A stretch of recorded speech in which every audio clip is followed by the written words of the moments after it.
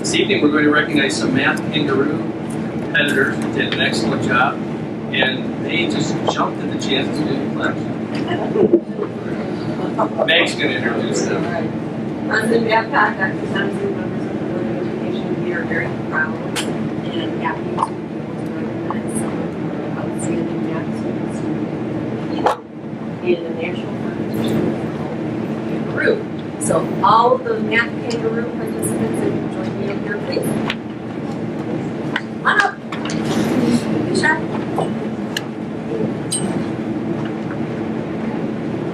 We're here because we're going to face the flag, and we're going to lead the group in the Pledge of Allegiance, so everyone can please stand. You guys serve.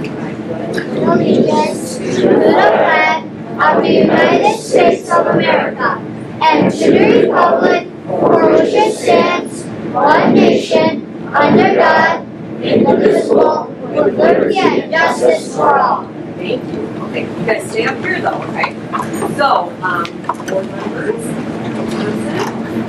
the math kangaroo competition was the national competition that all my students worked here, and a couple of other students who were not able to join us tonight ranked within the top 10 for their grade level in the nation, which is a very big accomplishment. I want to make sure you recognize these individuals. So, if when I say your name, raise your hand. Some of you aren't here. And I'm going to start with Central Road. With Central Road, raise your hand. Oh, we got both of them from Central Road. So we have Deepa, Devarajan, Dave Rajan, and you are in 4th grade. You scored 3rd in the state and 4th in the nation. And Hamza, is that right? Hamza, this one, you were in 4th grade and you were 5th in the nation. That is awesome. Okay, next from Plum Grove. I mean, you guys from Plum Grove? I think so. Not Plum Grove Junior High. From Plum Grove Junior High, we had Anish Oparkar, who was in 7th grade, scored 1st in the state and 4th in the nation. We're not able to join us today. Very big accomplishment. What about Hunting Ridge? Okay, you are ready. We have Dylan Chicago, and Dylan is in 3rd grade, or was in 3rd grade this next school year. He scored 10th in the nation for 3rd graders. And we also have Jason Lee. No? Okay, so also from Hunting Ridge, Jason Lee in 3rd grade scored 2nd in the nation. I'm sorry, 2nd in state and 3rd in the nation. We have Edward Hahn. That's you? You want to be Alright, Edward Hahn, 4th grade, 2nd in the state, and 3rd in the nation. And also, Gotham Valucon. Is that right? Did I say it right? Is that your friend? No? Okay, very good. He's in 4th grade, and he's 14. And last but not least, Francie Whiteley. Alright, and last three, you're all here. Right? Joshua Lynn, raise your hand. Okay, Joshua is in 3rd grade. So 8th in the nation. Jacob Myers. Jacob was in 4th grade this past year. And he scored 5th in the nation. And no Hi, Monroe. No Blocky. How do you say it last name? Oh, Moore. Okay, I want to make sure I say it right. 4th grade, 10th in the nation. Please join me in congratulating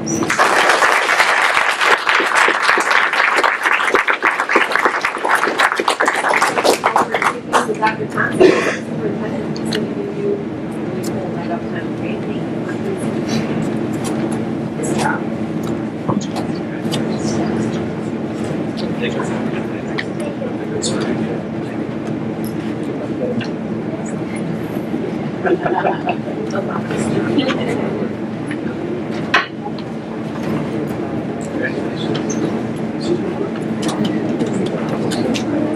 Is this seat taken?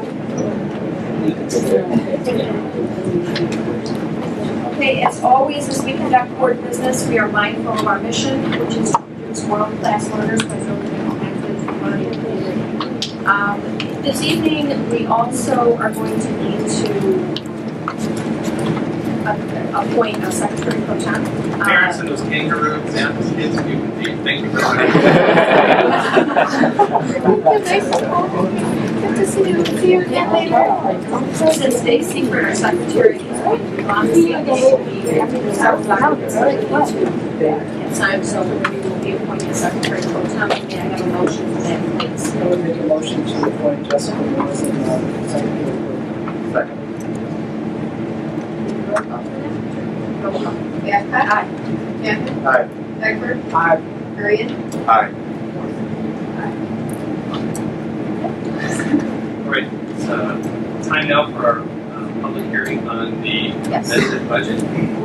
Meeting will come to order, please. May I have the motion to call the public hearing to order? Make a motion to open the public hearing on the adoption of the fiscal year 2016 amended budget. May I have a roll call, please? Campbell? Need a second. Oh, second. I'll second. And a roll. Campbell? Aye. Egbert? Aye. Marion? Aye. Morrison? Aye. Babcock? Aye. Mr. John Shaw, board member presentation, please.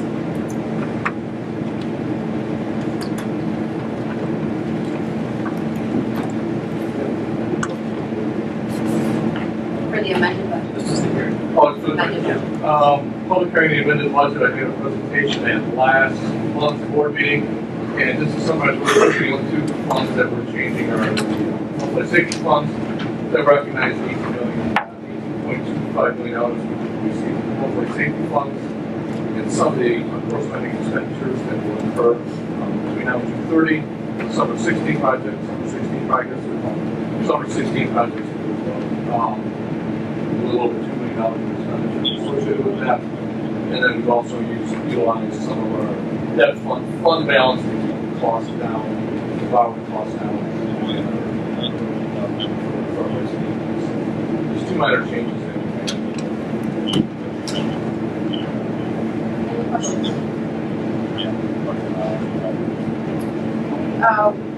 We now will open this hearing to comments from members of the public. Is there anyone, does anyone wish to comment? And a motion to adjourn, please. I make a motion to adjourn the public hearing on the adoption of the fiscal year 2016 Roll call. Egbert? Aye. Marion? Aye. Morrison? Aye. Babcock? Aye. Now we move on to the full-year 17 tentative budget. Good evening once again. President Babcock. Superintendent Thompson, members. It's time for us to read the tentative budget for the 16-17 school year. This is it's tentative at this point. Obviously, there's a lot of data we don't have. Public hearing on the budget, we make a budget presentation in August. That will be big for that. Then the board will formally adopt the budget. This is our first look at our 16-17 budget. Incorporates the budget guidelines that was approved by the Board of Ed for the February 10, 2016 board meeting. Stalemate in Springfield. Let's look at revenues and expenditures. First, revenues and expenditures. Stalemate in Springfield again. It's like consecutive summer, the Illinois General Assembly, and everyone knows. Dr. Chapman keeps us well informed. Has adjourned with no budget for the upcoming fiscal year. Well, I mean, we have one for the end of June. Governor Ron proposed a plan that would provide our district with general state aid and other GSA, $9.7 million. Increase of what our allocation is this year, which is $9.4 million. However, the state's current year is prorated at 92%. So again, the state not prorated it, our allocation is distributed. So you get 9.4 up $10.2 million, I think that's less than we're entitled to. So even though Governor Ron's plan, there's about a $325,000 increase for next year. It's a prorated amount and it's still under what the district is. House approved a budget bill that would increase K-12 spending by over $700 million. Every district would receive an increase over the fiscal 2016 level. We don't know exactly what we look at, some numbers on that, suffice it to say, an increase. That bills out of balance by $7 billion, so expenditures in the city by $7 billion, and that was defeated in the Senate. So that was nowhere. The Senate approved the standalone K-12 bill. It added $700 million again, equity grants. That was defeated in the House. So what we've done going forward, at this point we don't have any GSA.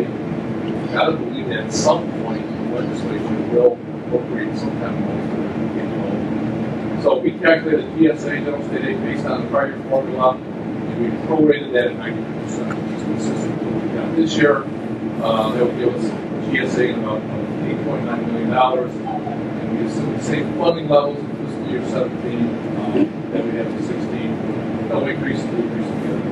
So we're taking a guess. We realize that. I also realize how we guess when we go off at some point. We're still going to look at this point. So we don't want to be overly optimistic. We don't want to be overly pessimistic. So we're just funding and levels the same. Property tax budget, my fund is based on the draft 2015 levy tax rates. We get those around March or April. We did just get the final tax and levy rates this week, and the draft rates are the same. We expect.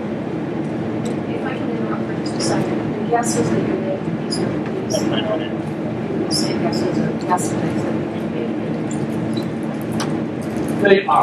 They are, because in years past we've gone into the start of the fiscal year without school aid budgets as well. Sometimes they were passed in, I think, July or August, and we didn't know. So and there's been a lot of press. We all know there's been a lot of press that without the school aid budget, there's a lot of districts that probably will not be able to open their doors in September. We're not one of those districts. We're looking at $9 million in GSA. We have a balance of $56 million. So even if we got $0, which I think the odds of that are highly, highly unlikely, we would still open our doors. We have $267,819 of one-time building expenditures, $125,000 for the maintenance truck. That's all vehicles actually, $206,000 for a new refrigerator truck, and $37,000 for a service truck and transportation. One-time building expenditures. Capital projects funding for $1.9 million. That's exclusive of all of life safety projects. Board approved bid awards of $14,111,000 in life safety funding.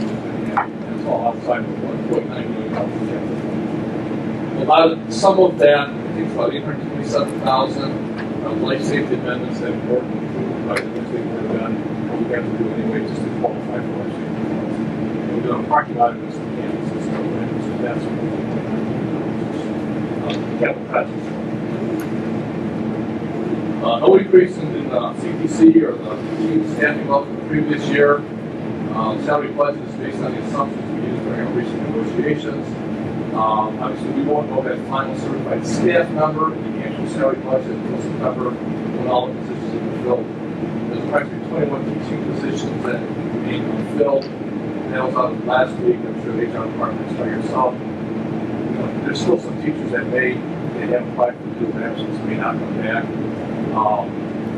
And until we fill all of those positions, we make assumptions we put some allowances in the budget for a little bit higher salaries for the harder positions. And until all of that works out, and summer enrollment hasn't started either. We know that we're meeting with really hard on that staffing level. So once we go through the summertime, and once our staffing is set,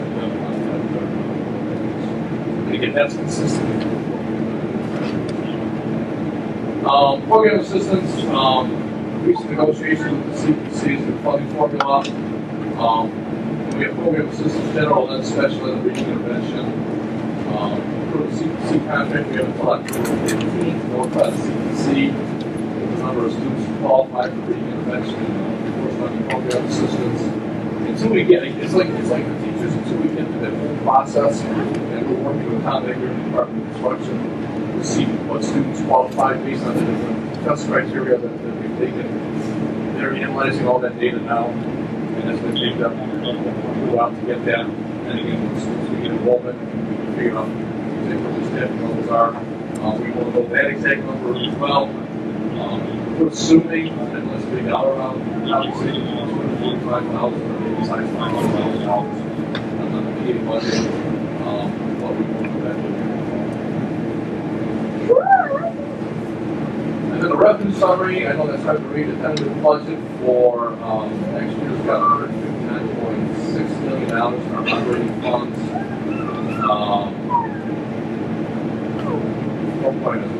4.9 in debt for $164.5 million. We have expenditures of $165.9, plus another 5.5 almost in debt, total fund 171.4. So net change in fund balance, excluding debt, that top number is a deficit of $6,277,263, and that's a result of spending proceeds from the health life safety funds. So we record the revenue of $18 million, 15-16, and we're spending $15.5 million, 16-17. And it's also a revenue number in the health life safety of $9 million because the total amount of life safety projects was $27,250,000, so $18 million, 15-16, $9 million, 16-17. And we budget for what we're doing this in 16, and also for what we're going to do in 17 projects that we're finishing in 17. Absent the life safety activity, that change in fund balance would be positive about $64,000. So we have a balance budget next year, and it is a big deficit number, but again, due solely to the life safety funds. Any questions on next year's budget? Thank you.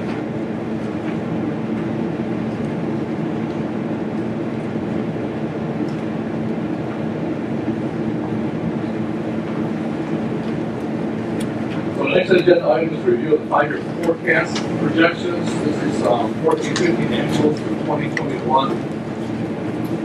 I thought it would be a good idea to take a look back. It's like try to know where you're going, doesn't know where we're coming from. That's it before. So look back where we've been. I've been in the district since July 1 of 2010. Look at general state aid. Illinois started prorating payments with the 11-12 school year. I came here in 10-11 and wherever I got here. Illinois started prorating state aid payments. The proration percentages on this is 15-16 to 92%. So I went back and calculated how much revenue the district has lost or hasn't received in the proration. On GSA alone, since 11-12 school year, it's 4.4.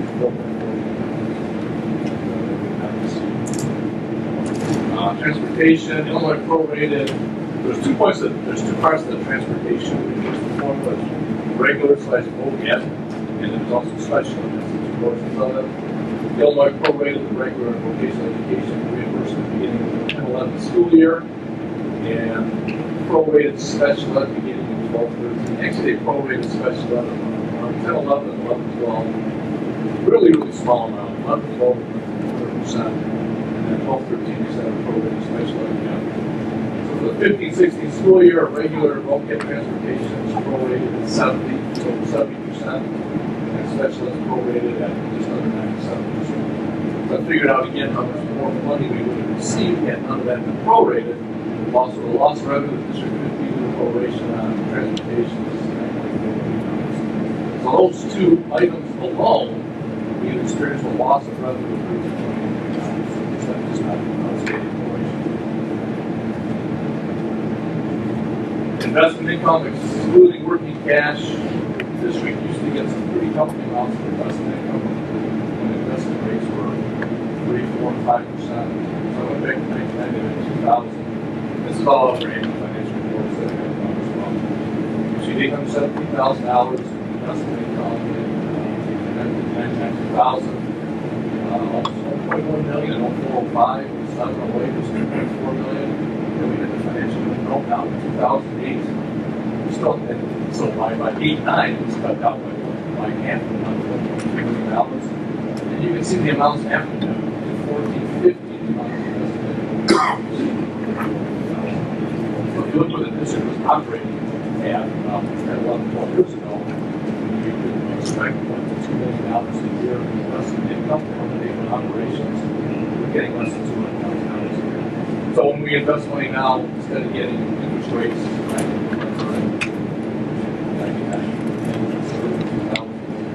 investing money at 4 or 5%. 25 basis points. 25 basis point is 150%. So 25 basis points is 41%. And that's, it actually picked up, I would get about 35 or 40 basis points.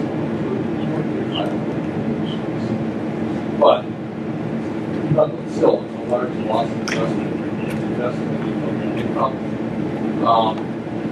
We've added 50 positions from 09 to 10, 14, 15 school year for these students. One-time only budget expenditures, the district authorized 1.36 million in 15-16 school year for the new adoption. And we will up to 17, correct? This fall. Healthcare increases, we assume 7% in our budget. Our average from 10, 11, 16, 17 is 5%. So we've done a really, really good job. We have a very active healthcare committee, the CPC, funding levels, pays, plan design, and so over that 6-year period, even though we factor 7%, we kept that to a very, very good.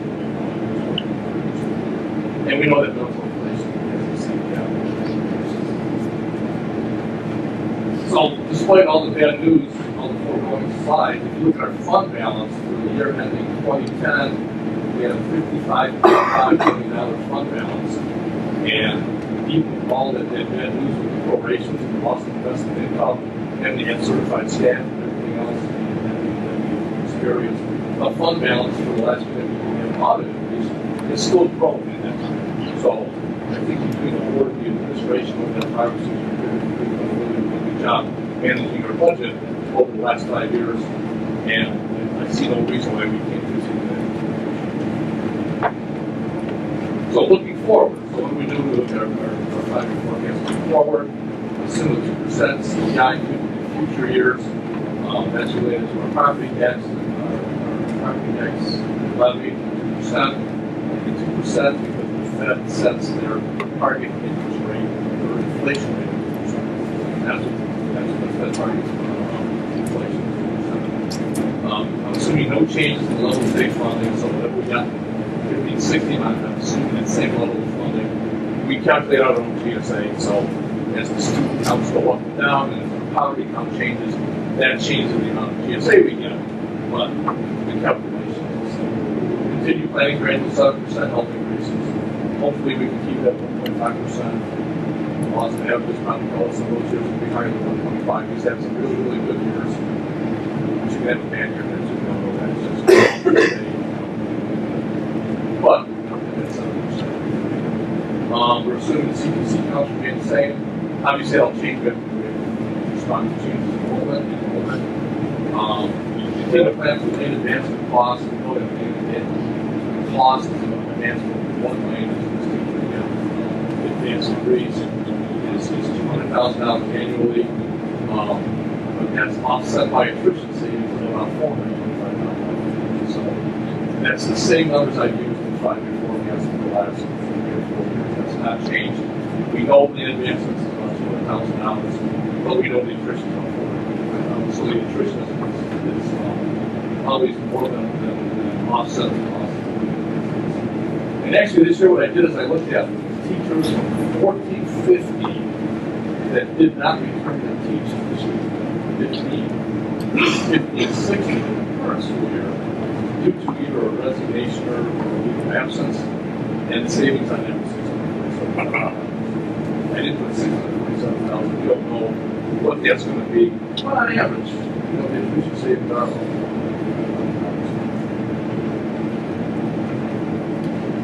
If we look at revenues by fund, going up to 2021, and when you work back, you got all the fund. If we look at 2021, there's total revenues of $62.3 million. Transfers in 2.5, $164 million, and then we have expenditures of $161 million. Transfers out as the same. Operations and maintenance fund to capital projects fund to pay for projects. We have an ending fund balance 2021, $57.47. And if you remember that amount that we looked at, fund balance, early 2010 was about 55.5. Going from 2010 to 2021, 11-year period, even with all state prorations and other items, still managed to balance our budget. Actually, do that full time. So we'll review these again in November. So what we do is we wait for the audit for 15-16 school year again. So that will be in October. We'll get updated numbers on CTC staff, teachers, PAs. We'll put that in the forecast. We'll have updated budget numbers in August for our board meeting, and then in September when we have the board budget, and then every November forecast. So a lot of information there. And even at this point, then, this is a fluid document, so as we have changes, as we have releases. Oh yeah, absolutely. I mean, we look at it twice a year, and yes, external forces.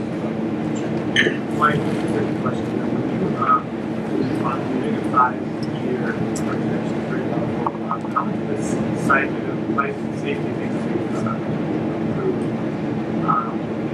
incorporated? All of it's incorporated in that. So the whole 27 million, if you look at the ending fund balances, if you look at, you can see the fund balance going from 57 million up to 71 because we got all the money and spent it all. Then we started spending it down to 16, 17, and again the rest of it down to 17. So that's how we see our fund balance number starting at 56, going up to 77, 71, I'm sorry, and then back down to 57. So really just in and out, so it really doesn't affect the long range. It's in and out, and it's a timing. We get the money in 2 different years, and we're spending the money basically, and most of it is years. And 2 of those years, some of it probably, actually most of it by 17, 18 years. So depending on the life safety is, we have representatives here. We have big summer this year projects, 14 million. The rest of it will be spent in summer 17. And like it, so that's the 17-18 school year. There could be a little bit that goes into the following year, but basically it's just a $2 million. So Mike, I really appreciated the back 5 years, and despite the fact that the state has not given us the revenue that they really kind of promised to us, to the tune of like $14 million at least, we still remain strong the last 5 years. And I think that 5-year projections, like we're going to continue to remain strong. And I think about 60% of our budget, which is the CTC costs or salaries, are known. So there's so many things that are unknown, but 60% of our budget is only going to increase by less than 1% in the next 5 years. I think that's one of the reasons why we're remaining as strong this year. Absolutely. We were able to incorporate all that into the planning document.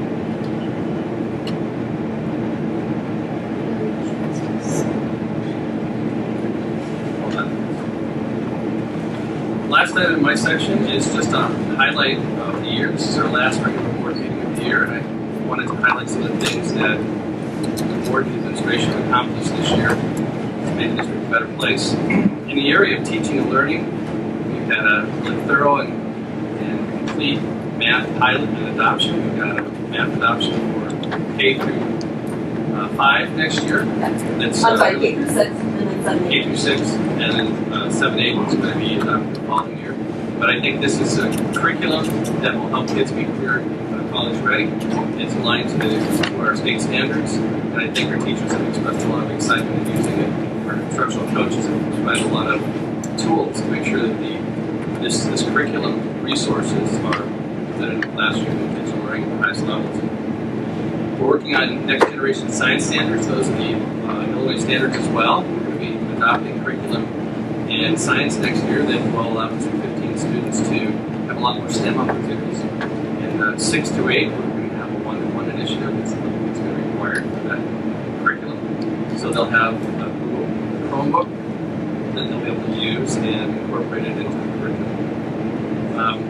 And Dr. Morbini's done a great job implementing the curriculum Chromebooks adoption into the district.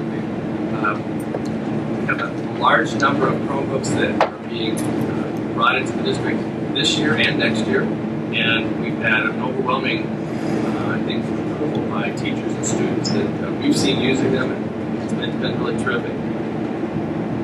We've also had a number of professional development opportunities for teachers with research-based practices in reading, and we've seen, I think, some improvement there, and we're excited about what's going to happen in the future about kids' reading ability because of some of this professional development. We've expanded our Summer Early Literacy Academy CELA program. It's going to have several more bilingual programs this year, and so not only will it help English speakers, but Spanish speakers in many of our buildings and be able to acquire a number of skills over the summer that will help them be more prepared in the fall. And I think we found that we did quite well in the PARC assessment that we had this year. Compared to other school districts, we felt strong about that. We feel like our curriculum is helping students be successful in that assessment, and only with these adoptions we get better at what's happening in the area of teaching and learning. One of the board's goals this year was to enhance opportunities for students. One of my goals as well. And we gave students a lot more opportunities this year. We doubled the number of students participating in soccer. Kind of exciting. Had another terrific season in both girls and boys soccer. We had two of our junior highs that participated in the Capital One Coders Club, where mentors came and taught kids how to write code, and then they created apps that they displayed at the Capital One building. And then at the end of the evening, after really an exciting evening of them talking about all the apps that they created and what they learned, Capital One gave them their Google Chromebook to take home, so it was kind of an exciting thing.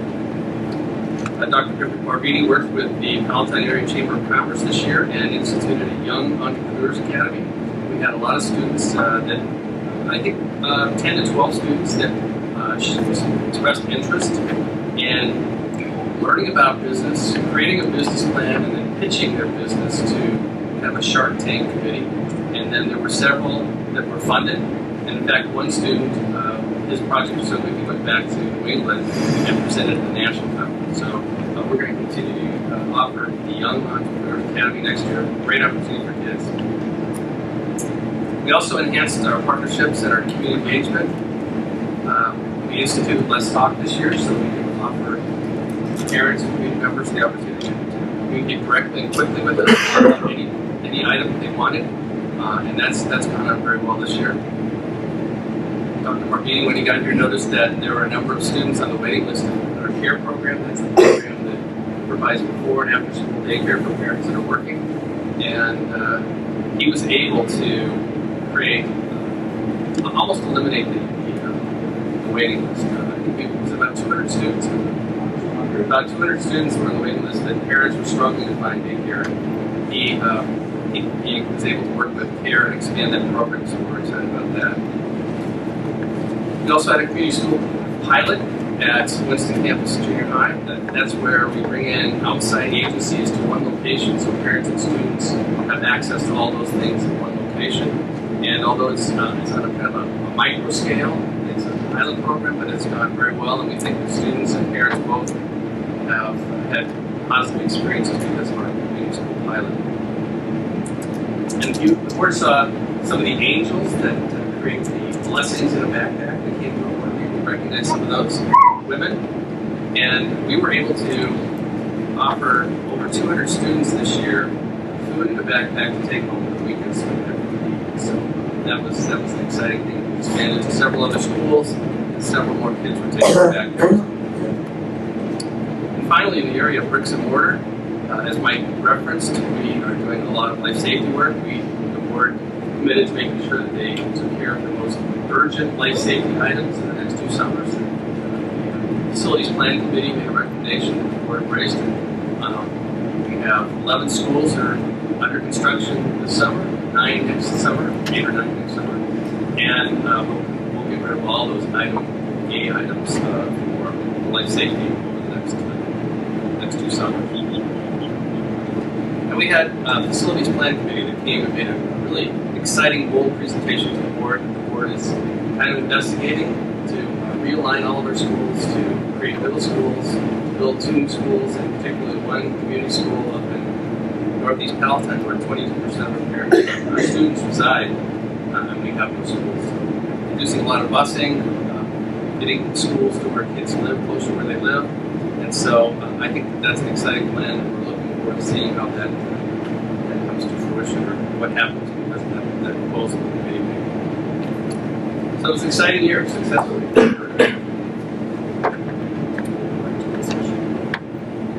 Yeah, so just one item, next Wednesday, we're going to invite the Park District to come and talk a little bit more about the facility plan and see if there's some partnership that we can create that will allow us to possibly find space to build that school in Northeast Palatine. And so I'm really excited about that. I think we'll learn a lot more from that meeting. The Park District has promised to send us some information about their thinking, so you can have that beforehand. You'll see what some of the thoughts they have. And we'll be able to come to the meeting next Wednesday and talk more in depth about that. And with that topic of community engagement that we did well this year, I think I'd like to continue to see that expand. And I'm developing a public relations committee. And I've asked Zubair and Jessica to be on the committee. And we are going to meet the next couple of weeks with a representative from Barrington District 220. The assistant superintendent there for public relations is former public relations person from the Baseball Hall of Fame. So quite professional expertise. He and his colleague from District 220 are going to come down and meet with us, and I'm going to invite Jessica, Zubair, and a couple other people to investigate what it would mean for our district to create a public relations department and what kinds of things we need to do to have a top-notch public relations department. So that's going to occur in the next couple weeks. I'll give some feedback from that. That's it. We're going to move on to reading and acceptance of the minutes. I have to suggest a motion, please. Motion to approve the minutes from the following meetings of the Board of Education. I was going to report the second amendment and suggestion of the separate.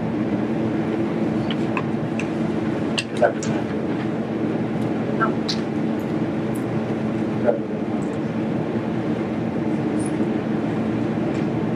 With the exception of the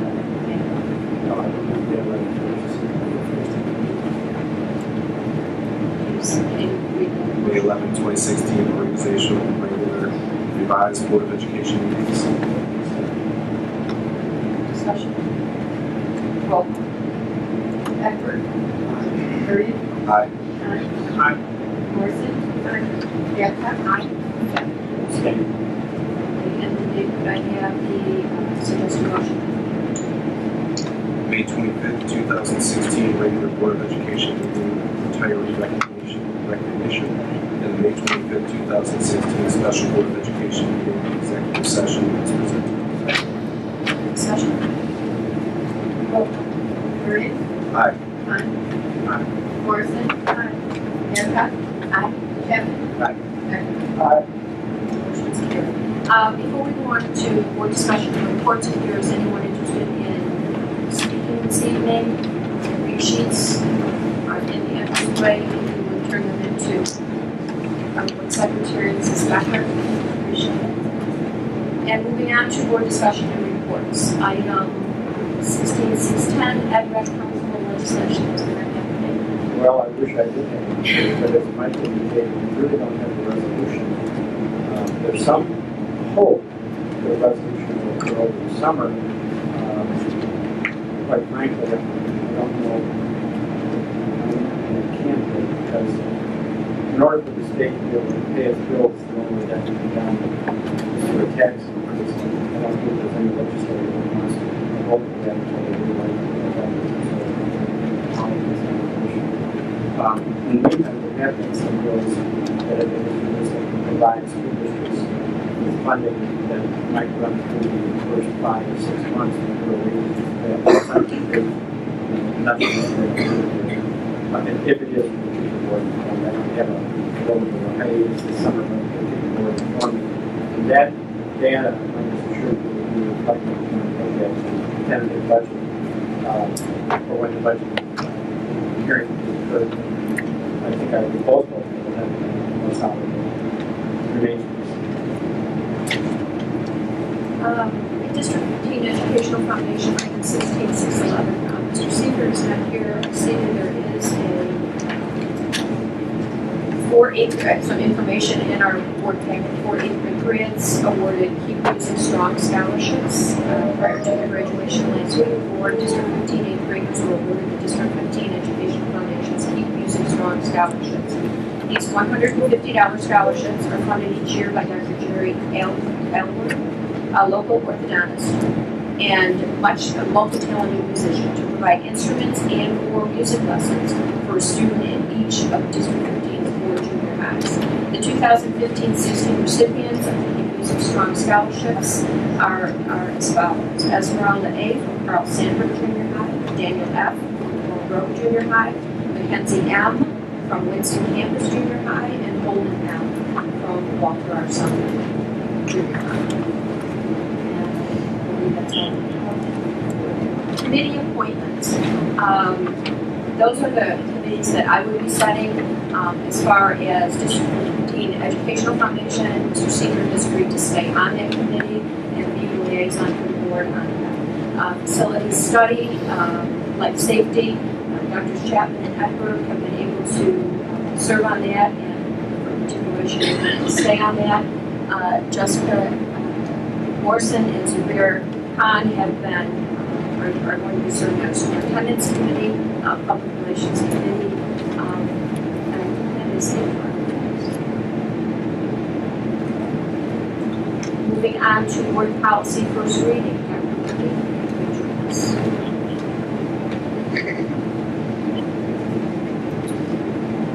Good evening, Dr. Thompson, President Babcock, members of the board. Tonight, presenting existing policy with two important provisions for first and two readings. That policy is the Board of Education meeting procedure, which is policy 2:220. With respect to the language which is being recommended for revision, in this case, it's actually to remove the language that deals in two particular areas with respect to board meetings, one of which involves audio taping board meetings by the school district and videotaping board meetings by the school district. And I'm going to address the audio taping piece first. Current policy language indicates that the school district actively audio tapes board meetings for the purposes of maintaining accurate minutes. That does not align with our current practice. We do not audio tape board meetings, but we do take written board minutes, which are approved, just like they were moments ago, as well as provide the community with the opportunity to review said approved minutes. So nothing changes there with respect to what we need to do in terms of minutes and approval of minutes, but we have typically not audio taped board meetings. So we're recommending that we remove that language from policy. The second change to policy that the administration is proposing involves the videotaping of board meetings. We do videotape our regular board meetings. However, it has been our practice not to videotape special board meetings, such as the special meeting that immediately followed the retirement reception on May 25th. And so, just like the audio taping of minutes or of meetings, that is not falling within our practice. Neither does the videotaping of our special board meetings. We can videotape our regular board meetings. If I look over my shoulder, there's a videotape or a video camera right now for the purpose of doing it. So administration is basically recommending changes to policy 2:220 in order to comport with our existing practices. In other words, we don't want board policy that reads or reflects something different than the actions that we regularly take. That's why we brought those two suggested revisions to the board for first readings. However, at any of the meetings, we always offer the opportunity to help the other two to speak. An assumption, as we did with the retirement. So we don't prohibit anybody from coming up, I've got the record, and just don't actually the videos. Anyone else? Thanks, Doc. Thank you. If I may, I'm going to just go back to item 16, 612, one of the committee appointments, which I certainly should have picked up on since you gave a report to the chairman. Ed Red is something that Dr. Chapman has been able to keep us updated on, but it also is available. He certainly is a reporter on that. But if anyone is interested in going to the luncheons or meetings, they are certainly more than welcome to do so. However, Dr. Chapman will give you the reports. Okay. Moving on to citizens addressing the board. We will now open our meeting for public comment. Please remember that this is not a dialogue between you and the board. If you have a specific issue which requires a response from Superintendent Thompson, we'll get back to you. Please state your name and identify any group that you represent. Please limit your remarks to no more than 5 minutes. And if someone previously has articulated something with which you agree, please state that you agree rather than reiterating the entire comment. Finally, avoid comments specific to any person, student, or staff member, respecting the right to privacy. This is not the forum to comment on personnel issues. And our first speaker would be Becky Booth.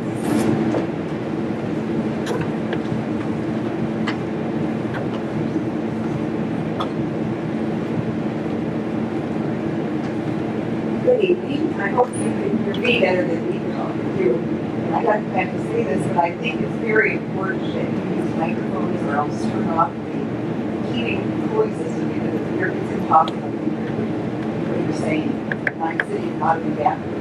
So that is. I apologize. Thank you. Thank anyone else knows. Please bring some microphone. I'm a former teacher who supports fair compensation to attract and hold influence for my grandchildren here in this community. My husband and I spoke at the 11th board meeting to explain our disapproval of the 10-year contract.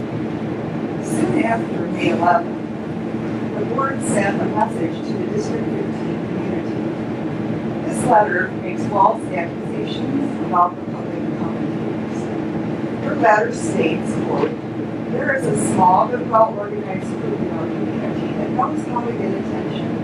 They show up at board meetings not to address us, but to address the media. It doesn't mean that you have to unanimous agreement with the media." I can assure you, we had not attended a District 15 board meeting for many years, and we're not acquainted with any of the other or seeking media attention. As for unanimous agreement, that's an impossibility anywhere.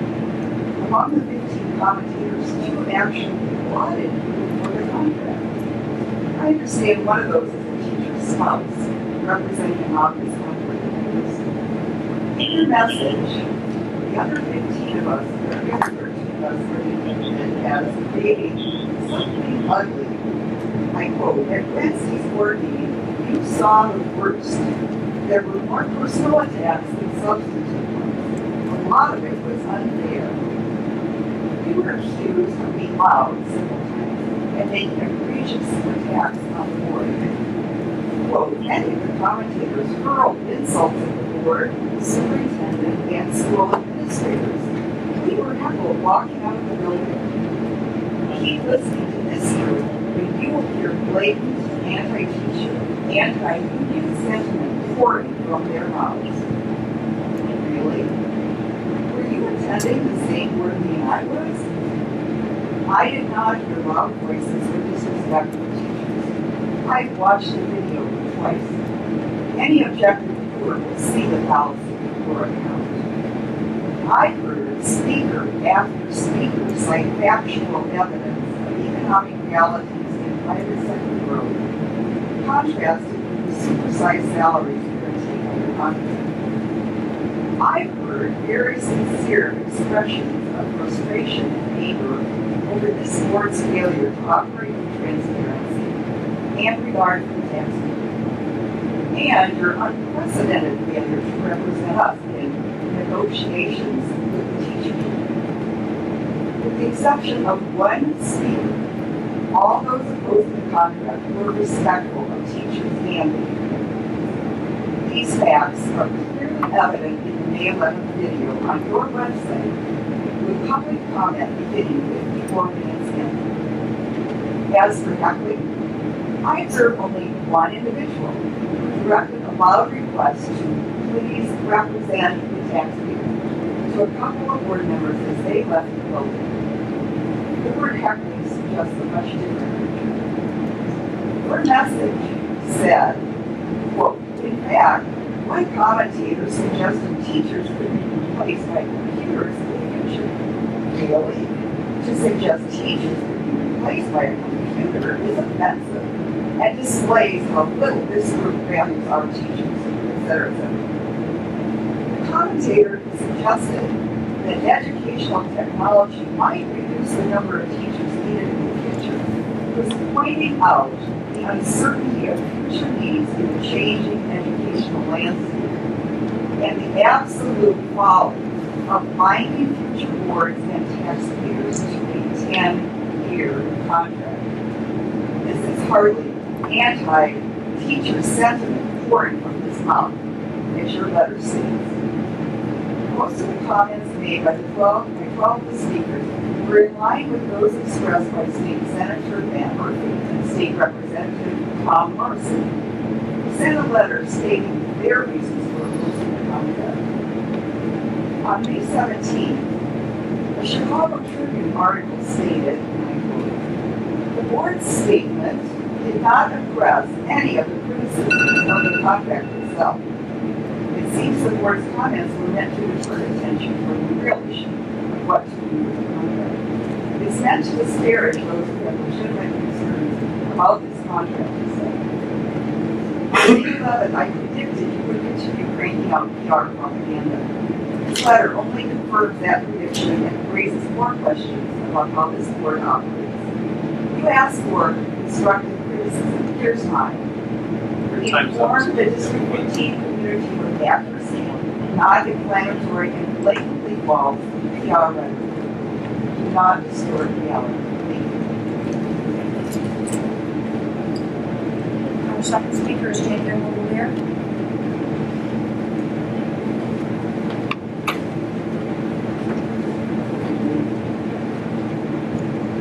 Just as a little bit for me, I also spoke at last meetings.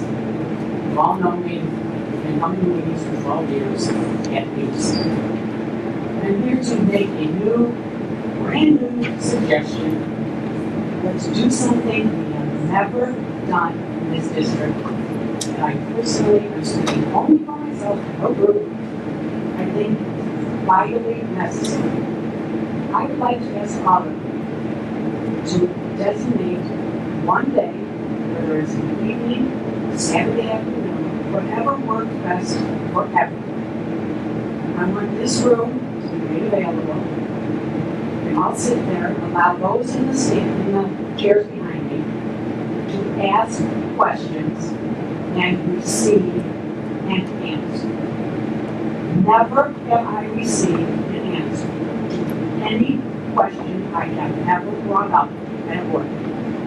No one calls me. No one tells me why something has to be the way it is. Some of the decisions made are probably very legitimate. However, you never explain to the people of the town why the decisions are made. If a decision is made with no explanation, suspicion is what you will get back.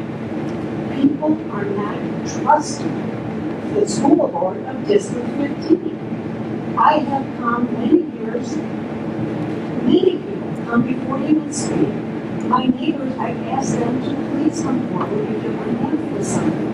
They won't know it unless you speak. And the answer I get from my neighbors is, why waste my time? They don't respond to you, do they, Jane?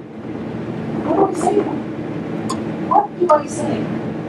I'm asking you now, I want a one-word response.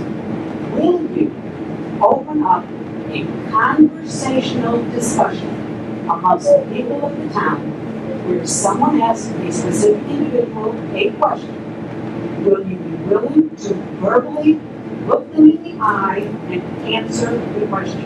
If you don't have the answer, say so. Say, you know what, that's a good question. I really can't answer it factually at this time.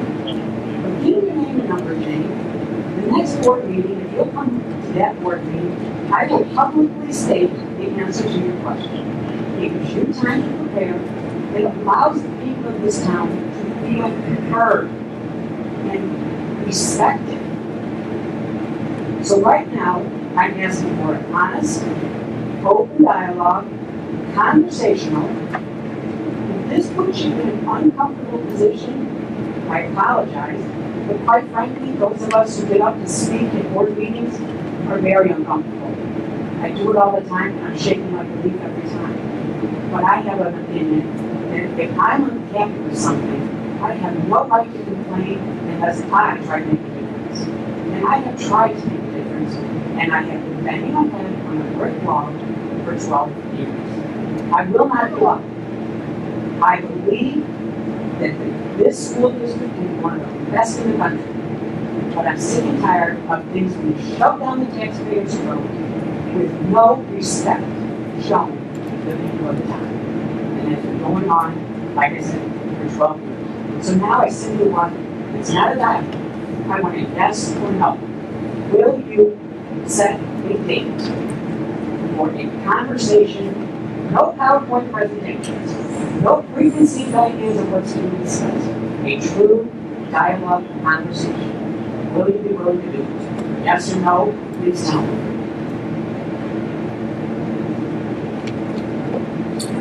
Silence is golden.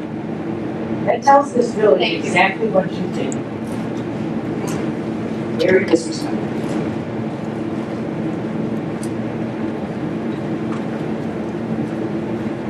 Okay, moving on to action items. Item number 16, 620, personnel report. May I have a suggested motion, please? Make a motion to approve the June 15, 2016 personnel report as revised, including the following recommendations. Recommendation for discipline, 1 day unpaid suspension for Grace S. Cody. Recommendation for discipline, 4 day unpaid suspension for Maria Martinez. Recommendation for termination of Jose Rodriguez, job abandonment.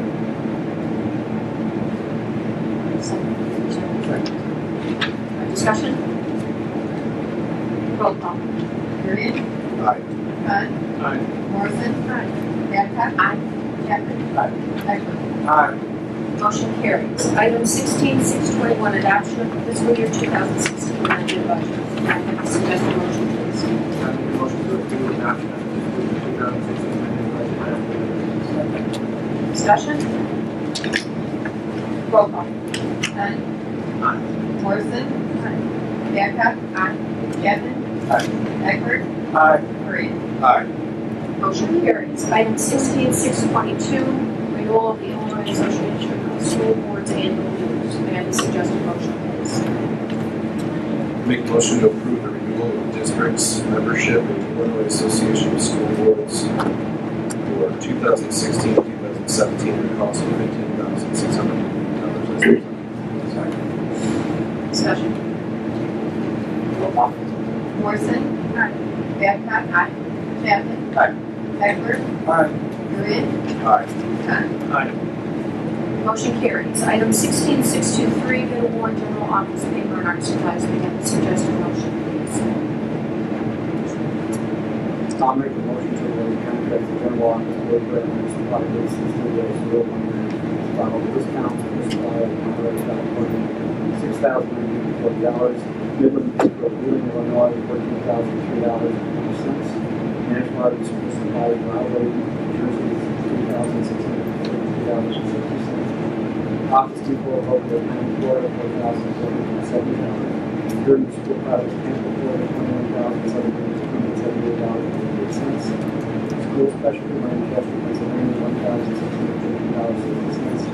And Standard Stationery Supply, Blue, $7,886.40. Total award of $60,225.58. Second. Discussion. Roll call. Babcock. Chapman. Aye. Period. Aye. Dunn. Morrison. Motion carries. Moving on to item 16624, bid award classroom furniture. May I have a suggested motion, please? I make a motion to award the contract with classroom furniture for seasonal tax division one as follows. West Educational Furniture, same classroom, high school, $4,059.26. Daily classroom, annual allowance, $17,460.70. Vertical manufacturing, warrants, California, $17,565.16 for a total bid award amount of $39,087.67. As recommended, recommendation on no bid classification. Noted that no bids were received for 11 items on the classroom furniture. These items were rebid as being 16-0. Discussion. Roll call. Babcock? Aye. Chapman? Aye. Eckert? Aye. Marion? Aye. Hunt? Aye. Morrison? Aye. Motion carries. Item 16625, bid award, further processed USDA commodity foods, etc. May I have a suggested motion, please? Make a motion to award the contracts for the further process USDA commodity food and commercial equipment to bid 16-023 as follows. Performance, Foxwoods Foods, Montgomery, Illinois, $4,533.35. Coal, wholesale, Illinois, $220,000, $94.45. Board of Food Service, Grand Rapids, Michigan, $30,397.80. Total bid award amount $445,825.10. Second. Discussion.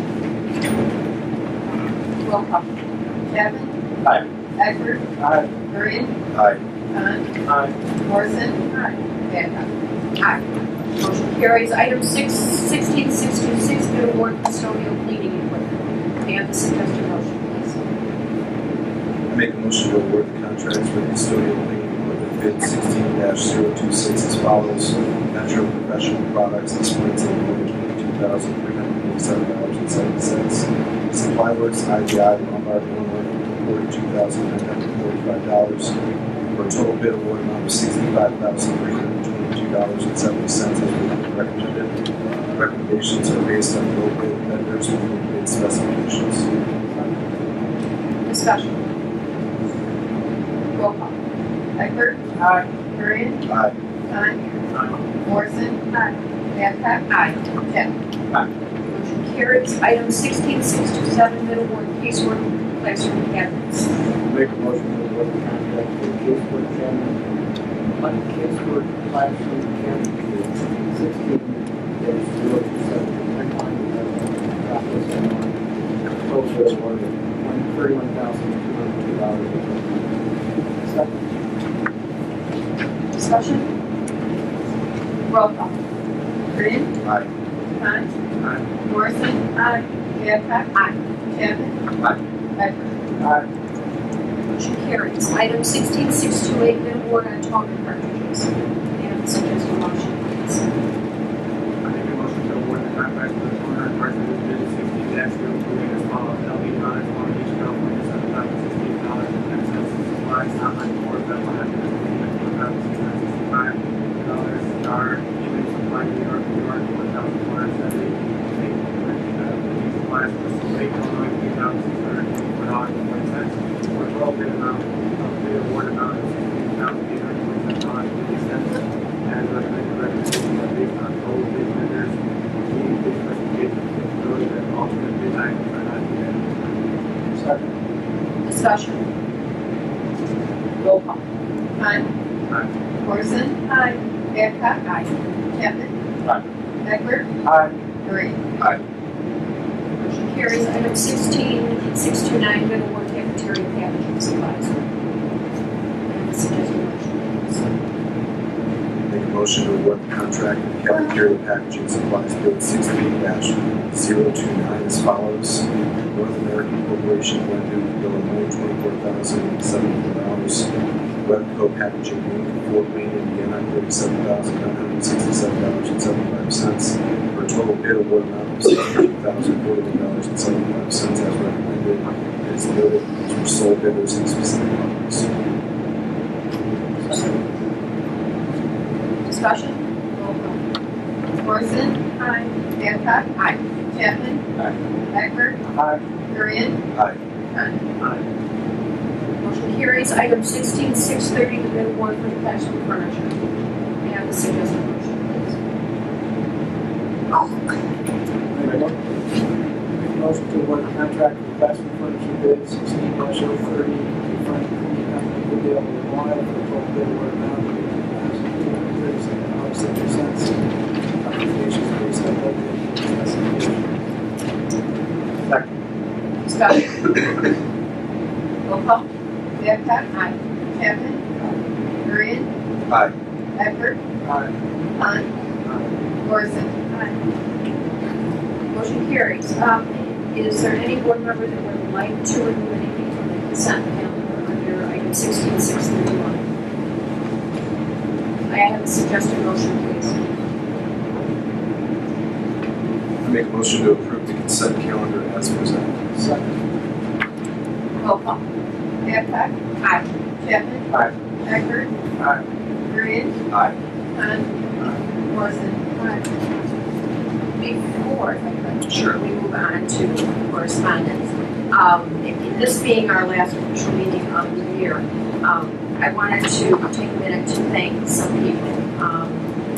June Becker, who make sure that we're all set for our board meetings each and every month, and whatever we need, and always does it with a smile and very pleasantly. Julie O'Hara, who very much does the same, does all the, helps us with the presentations, and is always there for us when we have needed her. Waldorf, who does the recording for us. Mark, right? The new Mark, I wasn't quite sure, but Mark does our taping for us, and thank you very much. Ralph, who does our setup at Sunwing, and the staff who sets up even this evening for us. It's not, it isn't optimal conditions here. We do understand that. I am sorry that hearing that it was difficult with that, but with construction going on. Quite honestly, I just did not think about it. I thought this room would be small enough that we would hear, so I do apologize for that. But to all of you, thank you very much for getting us set up month after month. So, let's do that. There were 10 requests or responses for information of the Freedom of Information Act during the period of May 5th through June 7th. On April 21st, 2016, a request was received from Tracy Salvatore, Schaumburg, Illinois. The response to the request was sent on May 9th. On April 28th, a request was received from Peg Griffin, Assistant Managing Editor for Watchdog Reporting, Daily Herald, Arlington Heights. This request was sent on, responses request was sent on May 12th. On April 29th, a request was received from Vicki Wilson, Palatine, Illinois. The response to this request was sent on May 13th. On May 3rd, a request was received from Vicki Wilson, Palatine, Illinois. The response to this request was sent on May 17th. May 12th, a request was received from Lars Peterson. The response to this request was sent on May 8th. On May 16th, a request was received from Jennifer Smith Richards, Chicago Tribune. The response to this request was sent on May 17th. On May 16th, a request was received from Gabriella Duracella, Smart Cura, Deerfield Beach, Florida. The response to this request was sent on May 20th. On May 26th, the request was received from Len Green, Palatine, Illinois. The response to this request was sent on June 2nd. On May 26th, the request was received from Meg Skorsky, Palatine, Illinois. The response to this request was sent on June 3rd. On May 24th, the request was received from Jake Griffin, Assistant Managing Editor for Watchdog Reporting, Daily Herald, Arlington Heights. The response to this request was sent on June 8th. We received one developer contribution this last month from the Village of Hoffman Estates in the amount of $161,226.14. Motion to adjourn, please. All in favor? Opposed? Motion is carried. Meeting is adjourned.